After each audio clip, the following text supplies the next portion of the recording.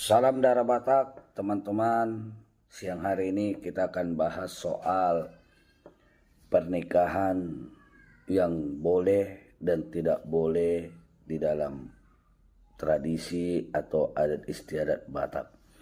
Yang pertama saya mau bahas dulu perkawinan yang tidak diperbolehkan di dalam adat Batak ataupun tradisi orang Batak.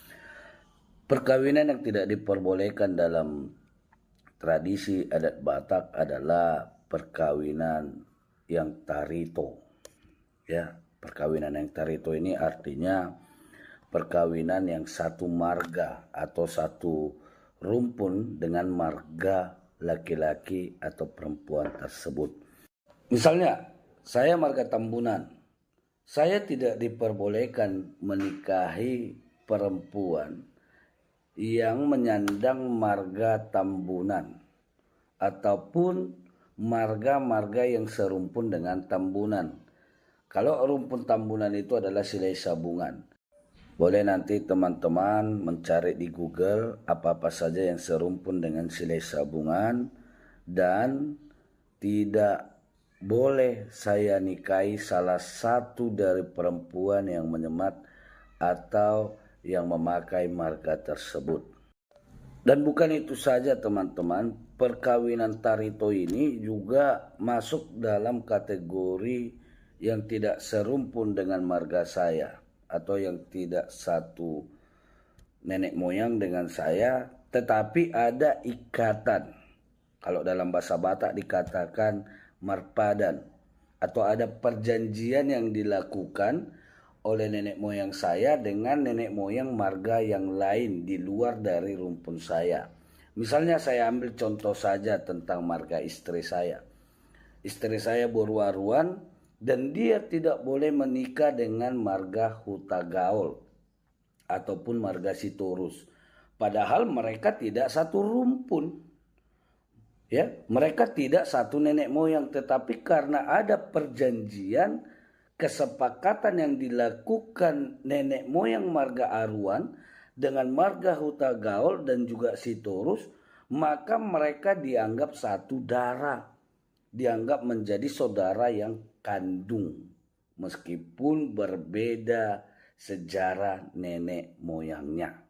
Lebih jauh lagi kita lihat teman-teman, perkawinan tarito ini juga bukan sekedar satu marga antara laki-laki yang hendak menikahi perempuan tersebut, melainkan jauh lebih luas lagi. Misalnya, kedua orang yang hendak menikah ini lahir dari perempuan yang marganya sama atau serumpun dalam marganya. Saya kasih contoh. Mama saya itu Borwaruan. Misalnya, saya mau menikah dengan perempuan bermargakan Sinaga atau Boru Sinaga. Dan ternyata Boru Sinaga yang hendak saya nikahi ini juga lahir dari perempuan yang semarga atau serumpun dengan mama saya.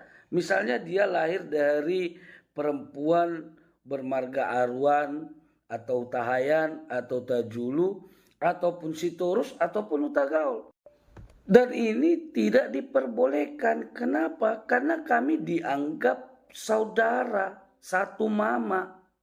Dan itu melanggar aturan-aturan atau tatanan-tatanan adat yang sudah berlaku dari nenek moyang kami sampai sekarang. Apakah perkawinan tarito ini tidak pernah terjadi dalam kehidupan orang Batak? Ada, namun tidak banyak. Kalau kita presentasikan paling hanya 10% dari jumlah orang Batak yang ada di Indonesia.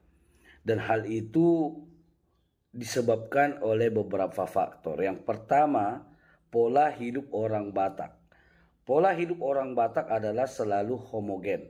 Mereka akan menempati tanahnya sesuai dengan rumpunnya. Artinya, kalau marga Tambunan, dia akan menempati tanahnya sendiri. dan mereka tidak diperbolehkan menempati tanah yang bukan miliknya. Kalaupun ada, mereka harus jauh dari tempat asalnya. Misalnya kayak saya itu marga Tambunan, asal Tambunan itu dari Balige, dan ternyata nenek moyang saya dulu merantau ke Sigotom. Antara Balige dan Sigotom itu sangat jauh, teman-teman. Dan mereka tidak menemukan boru atau perempuan di luar dari marganya.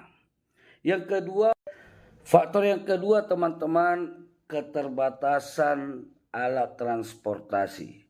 Oleh karena pola hidup orang Batak yang selalu homogen dan jarak antara kampung marga lain dengan kampungnya sendiri itu sangat jauh, sehingga tidak memungkinkan mereka menempuh jarak itu dengan cara berjalan kaki.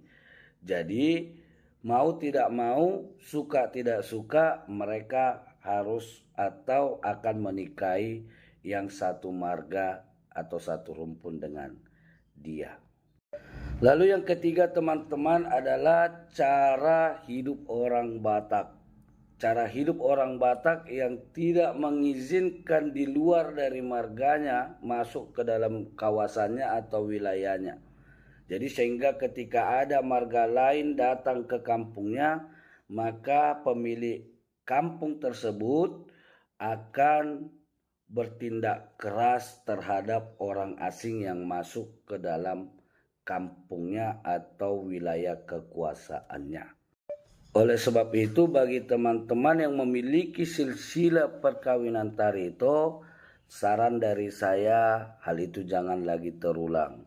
Cukuplah orang tua dulu yang melangsungkan perkawinan Tarito. Oleh karena perkawinan Tarito itu merupakan aib yang besar di dalam diri orang Batak, meskipun secara tidak langsung berdampak kepada dirinya ataupun keturunannya. Namun itu menjadi aib yang tidak bisa dihapuskan di dalam diri orang Batak.